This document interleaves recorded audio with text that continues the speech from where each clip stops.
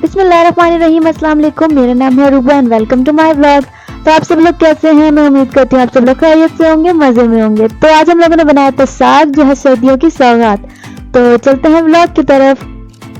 तो सबसे पहले मैंने साग को कटिंग कर लिया। तो साग वैसे मम्मी बनाती है, लेकिन कटिंग मैं करती हूँ क्योंकि मेरी कटिंग और चॉपिंग स्पीड अच्छी है और मुझे कटिंग करने का बहुत ज़्यादा शौक है। तो मैं इस बड़ी सी नाइफ से बहुत अच्छी सी कटिंग कर लेती हूँ। तो इसकी सारी कटिंग जो है वो मैंने करके दी थी मम्मी को, और साग जो है वो मम्मी बनाती हैं क्योंकि साग थोड़ा सा मुश्किल काम है, तो वो मम्मी अच्छी तरीके से बना लेती हैं। अच्छा जी, तो साग जो है वो मम्मी बता रही थी दो तरह का होता है। एक होता है सिंध का यहाँ का साग, और एक होता है गंदलों का साग। तो ये पंजाब में मिलता है और ये थोड़ा सा मीठा होता है, मतलब ये कि अच्छे जायके वाला होता है। तो गंदलों के साग की ये निशानी है कि इसमें मोटी मोटी डंडियां होती हैं, और उन डंडियों को छील के और उसके अंदर से जो पतली डंडी निकलती है उसको फिर काटते हैं। अच्छा जी, ये हम सबके घरों में होता है कि या तो हैंड फ्री और चार्जिंग लीड्स मिलती ही नहीं है, या फिर सब आपस में इतनी ज़्यादा उलझी हुई होती हैं, ऐसे टेंगल हुई होती हैं कि जब आपको एक चीज़ चाहिए हो तो आप मुश्किल में आ जाते हैं कि उसमें से कैसे निकालें।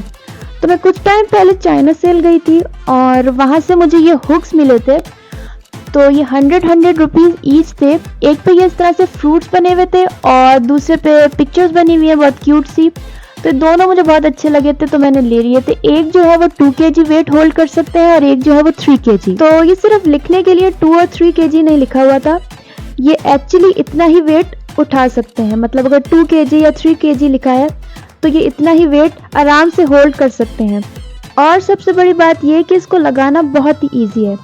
तो इसके पीछे स्टिकर दिया हुआ है और आप इसका स्टिकर रिमूव करें और इसको किसी भी सरफेस पे आराम से स्टिक कर लें, चाहे दीवार पे या किसी डोर पे या अपने कबर्ड पे, किसी भी सरफेस पे इसको आसानी से स्टिक कर सकते हैं। और ये इस तरह से स्टिकर रिमूव किया और इसको आपने कहीं भी लगा लिया। तो मेरे पास ये कबर्ड है और इसके साइड में सरफेस थी, जगह थी थोड़ी सी, तो मैंने सोचा कि इसको यहाँ पे लगा लेते हैं। तो मैंने इसको स्टिक कर लिया और उसके बाद मैंने बारी बारी अपनी सारी हैंड फ्रीज, चार्जिंग लीड्स और सारी केबल्स और वायर्स जो है यहाँ पर वो मैंने हैंग कर दी।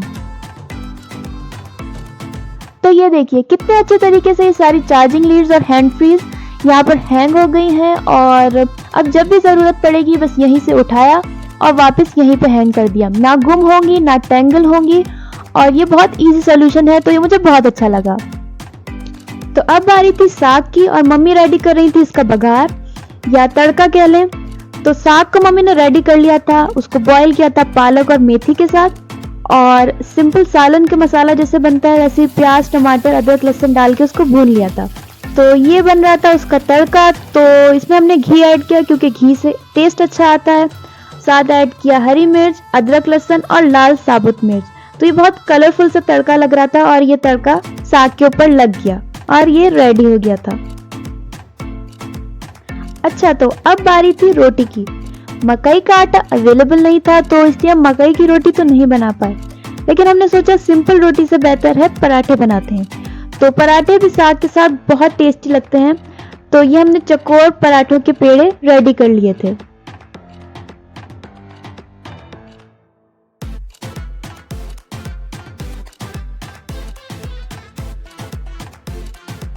तो उसके बाद हमने पराठे बनाए, और पराठे आप देखें कितने खूबसूरत से फूले हैं और इसका कलर भी बहुत प्यारा गोल्डन ब्राउन आया था।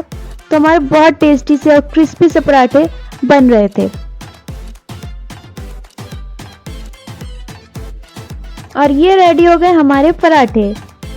और अब बारी थी साग की, तो हमने साग को डिश आउट किया।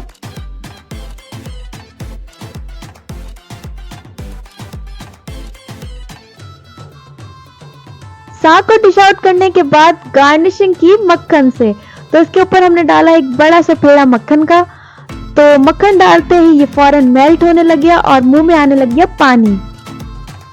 साथ हमने रख लिया था थोड़ा सा गुड़, क्योंकि पूरा फील जनाब गांव वाला आना चाहिए। और उसके बाद हमने बना ली थी लस्सी। अरे साग के साथ लस्सी तो मस्त है यार। तो उसके बाद बारी थी साग को टेस्ट करने की। तो ये साग मैंने आपको बताया था गंदलों का साग है। ये पंजाब में अवेलेबल होता है। तो पंजाब से एक सब्जी वाले भाई ने जो है, जिनसे हम हमेशा सब्जी लेते हैं, उन्होंने मंगा के रखा था और उन्होंने कहा ये पंजाब का स्पेशल साग आया हुआ है, आप लोग ले जाएं। तो हमने फौरन ले लिया, बिल्कुल देर नहीं की। तो इसका जायका जो है सिंध के साग से ज़्यादा अच्छा होता है क्योंकि इसमें थोड़ी सी मिठास शामिल होती है, तो इसका जायका ज़्यादा अच्छा बन के आता है सिंध के साग से। और साग ना सिर्फ खाने में मज़े का होता है बल्कि ग़िज़ाइयत से भी भरपूर होता है।